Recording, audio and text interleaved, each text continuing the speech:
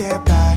It resides between my eyes. Walk through the fire, came out better on the other side. See, life's like a beach if you find the sand. And right now, I feel like $100,000. You are listening to Inspired Insider with your host, Dr. Jeremy Wise.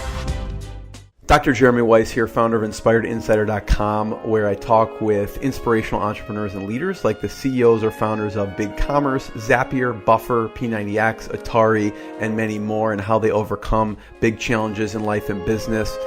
This episode is brought to you by Rise25, which I co-founded with my business partner, John Corcoran. Our mission is to connect you with your best referral partners and customers. We do that through our done-for-you services. We have a complete done-for-you event solution for big conferences or software companies. We have a podcast, done-for-you podcast solution, which in my opinion, Patrick, is the best thing I've done for my life and my business outside of my wife. She yelled at me the other day about that, saying that. And I know you're big into content too, so I want to go into that, and a done-for-you lead generation service. But our greater purpose is our mission behind why we do everything, which is we realize that our grandfathers were a big inspiration to us. And my grandfather was a Holocaust survivor who escaped from Germany, and him and his brother were the only survivors in their family. And while that was happening, my business partner's grandfather was a B-17 captain and flew 35 missions over Nazi Germany. And so to honor our grandfather's legacies, we have a scholarship, and it's a veteran entrepreneur scholarship. It can be anywhere from an all-expense-paid trip to the conference that we're doing, a comped conference ticket. We just had someone recently. We had a San Diego one. Richard Branson was the keynote at that one, and we did a VIP event the day before. They got flight, hotel, conference ticket, meals, everything paid for. So if you know a veteran entrepreneur or you are one yourself, you can apply to a future event that we're doing, rise25.com/mission, and you'll see the background. You can apply. So feel free to send it to someone who's in need or someone who's even further along and just wants to see what cool events they can go to. But let's get on. I'm excited to talk to Patrick, and it's been a long time coming. We have Patrick Campbell. He's co-founder of ProfitWell, and Patrick has grown ProfitWell from nothing in 2012, and we'll find out what 2012 looked like I think it was in your bedroom somewhere, to over $10 million and 70 staff. And ProfitWell has a free product that integrates with tools like Stripe and Braintree to bring all of your subscription and financial metrics together in one place. They have numerous paid products that help SaaS companies grow. You know, I have this joke, Patrick, all the SaaS companies, founders I know, I want to make a t-shirt, maybe I just should, just got churn, ? And just send it to them because I feel that's always the topic of conversation. They have numerous paid products. I digress. That help SaaS companies grow, like Price Intelligently, Retain, which all SaaS companies want to retain their customers, and a few others. They have over 10,000 companies now using ProfitWell. Companies like BigCommerce, ClassPass, Zenefits, Meetup, Calendly, Masterclass.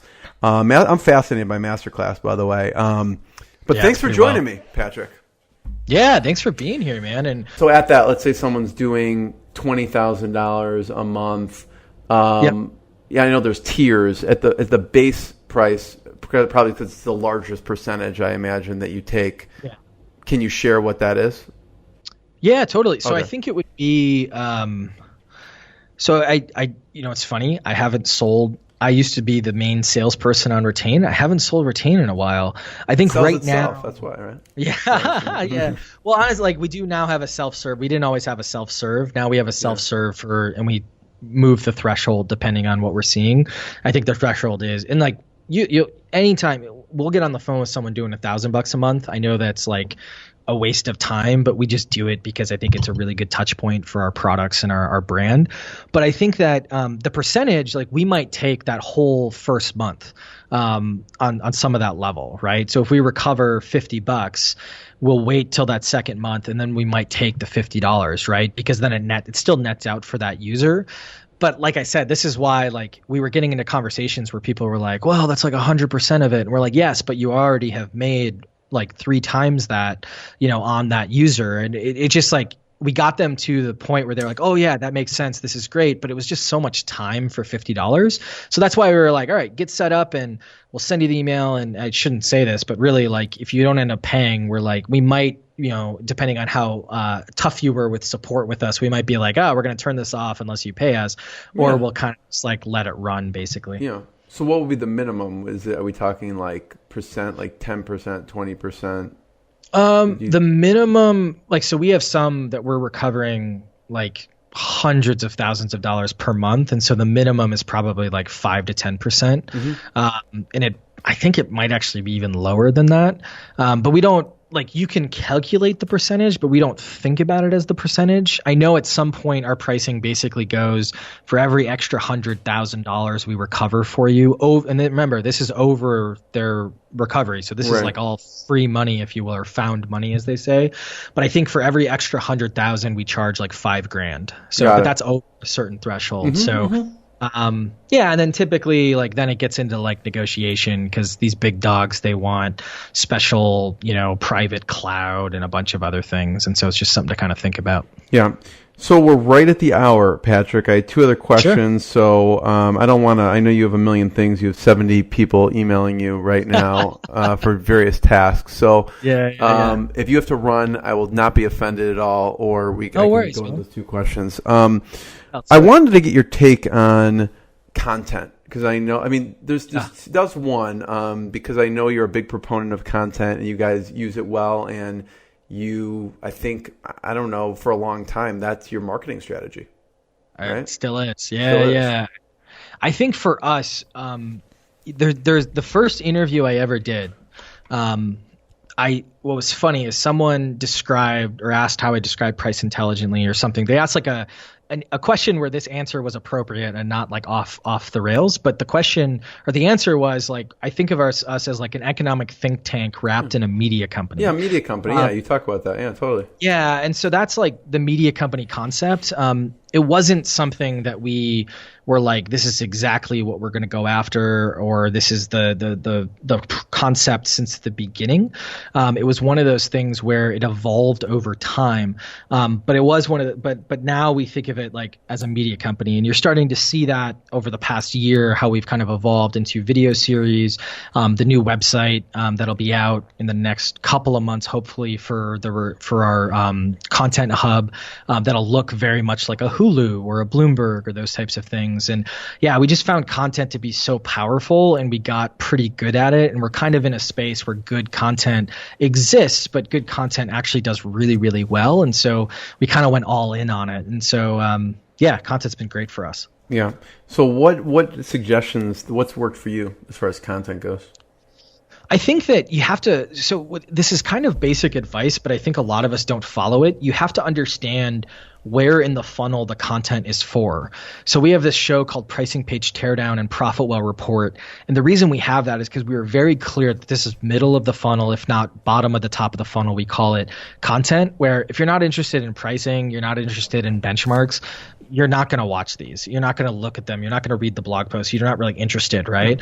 Whereas, one of our other shows, Protect the Hustle, which is our podcast, that's a top of the funnel, that's like a very like overarching show. And so that helped us a lot, because then it was, okay, when we're developing new concepts, like we're just going to go after it. And then, I think the other thing is, don't forget, the SEO evergreen style content, which I think is like, it's not diametrically opposed to this strategy, but it's definitely not like they're not the same thing. And so we added back in a lot of this like SEO style content, which we won't send really to our lists unless it's like a really good like piece of content, but we added in for the SEO value and things like that. And so that's been really helpful, because now when they sit on top of each other, like those channels work out really well for us in terms of our spread and our brand. Yeah, I love you talking about top of funnel, middle of funnel. So thanks for mentioning that, because I think it's super important to eliminate some people. Some people are afraid to turn, like, if it's not for everyone, they feel bad, but it shouldn't be for everyone. You don't serve everyone, So it's a product. Yeah. So last question, I'm combining two in one, just because I want to hear your opinion on it. But I always ask, since it's Inspired Insider, what's been the lowest moment, how you pushed through it, and we talked a little bit on the front of this interview, and then what's been a proud moment from the journey, that you can talk about? Because as entrepreneurs, oftentimes we don't celebrate things. So what's been a low moment that you had to push through, and then proud moment, high point? Yeah. I think low moments hard, not because there's a lot of, I can name a lot of low moments, but like the lowest moment's hard because it's like you always rationalize like after you get through it, like, cool, I'm we solved that. Let's keep going, right? Yeah, kind of like your co-founder thing. You're like, oh, I wouldn't be here where I'm at today if I didn't go through that justification. Yeah. Totally. So I think a really low moment, it's not like a single point. I think that, it's so tough because it's so hard to pick the worst one because they're all bad. No, I think like a couple of low ones. Maybe I'll give you some volume here instead of like one. I think do that. Cancer wasn't like too tough. I mean, like it was tough. Don't get me wrong. Like I'm not trying to like, oh my God, I'm so tough, I'm a hero. But it was more like, it was like very pragmatic. Like, oh, this is happening. I now need to go solve this problem, right? Very much in my control, even though it wasn't like, but it felt like I can go to my treatments, I can keep my mind right, I can do these things, right? I think some really low moments were when it's like not really in your control. So I think the part-time co-founder thing was super tough. And it like wasn't a single moment. It was a lot of like just cycles of frustration. And I think like, I don't know if anyone had ill intentions throughout this whole thing, but it was one of those things where it still sucked, right? I think another really low moment was like in the early days, there were weeks where I was doing 2 all-nighters a week, maybe 3 sometimes, which I know you're like, oh, you're not supposed to do that. It's a marathon, not a sprint. But it's like, yeah, but I got customers who need their stuff, are understaffed, and all these other things. Like the job has to get done. And those were like the frantic days that I was talking about. I ended up getting out of a 7-year relationship during ProfitWell, and so I had this situation where, and it was, at the end of 7 years, it wasn't, we weren't married, but you're kind of married, I guess. So when it's a common law marriage, let's call it. Not really, but yeah. It's a bit of a divorce. Like I don't want to call it a divorce because I feel like a divorce is more higher, intensity, but it definitely like, moving out and, it was one of those things where I think that thankfully, I feel like at the end of those, they're either very volatile, like, everyone's pissed, or they're kind of like, this is very not working. We're going to move on. And it was kind of, it was like the latter. And I think that was like that was just tough because then like shortly thereafter, like the cancer stuff, the second time happened. And so that was just kind of like oh yeah, cool. Like, I know this is for the better, but like it sucks right now. And then finally, I think like, to be frank, I think I'm in a low point like right now. Like, I know that's tough to say, right? Because like I look back and I'm like, hey, we're in a really good place. Like I could leave for a month and maybe I wouldn't get my stuff done, but like the business would continue, right? Which is like really cool to be in that feeling. But I think right now it's a very overwhelming like scaling problem where it's like, holy cow, like the work is so much more intense emotionally because it's all these scaling issues, which are high thought problems. It's not like, hey, I just got to get in here and fix this bug. It's like, no, I have to like, deal with, Tetris of people's emotions and hiring the right people and planning. And so, yeah, and I think proud moments, I think every Christmas we have an office in Rosario, Argentina. It's about 10 folks. And then the rest of folks are in Boston. And so every Christmas we have this conference. It's maybe the second week of December, or the first week, depending on the schedules. And we bring everyone to Boston, and we do this during the summer as well for like a retreat, or we'll go somewhere. Like sometimes it's Austin, Texas, sometimes it's New Hampshire, et cetera. But I always love those moments because when I look around, it's like, it's a feeling of like pride in the sense of like, I remember last time this happened, I was like, there's everyone here I would bring home to like hang out with my parents. Like I'd be weird. Like everyone, that's cool. Like, yeah, like there's a bunch of problems. Like this guy or gal is not, they need to fix this. And as long as they like cheese curds. Right. Yeah, there you go. Yeah, but I think that's the thing. Like the team, at the end of the day, the team is what makes it, and it's a dangerous feeling because it's there's a mission that really is what we're focused on, and sometimes you need to prune some of the team, and sometimes you're going to make mistakes with your team, but that's the big thing. And I think, when we cross like $1 million for the first time, and then when we had our like $1 million quarter month for the first time, like those things are really cool. But I think it's I'm really happy that I got to a place where like the money aspect is really important, and that's how we measure like our success as a whole.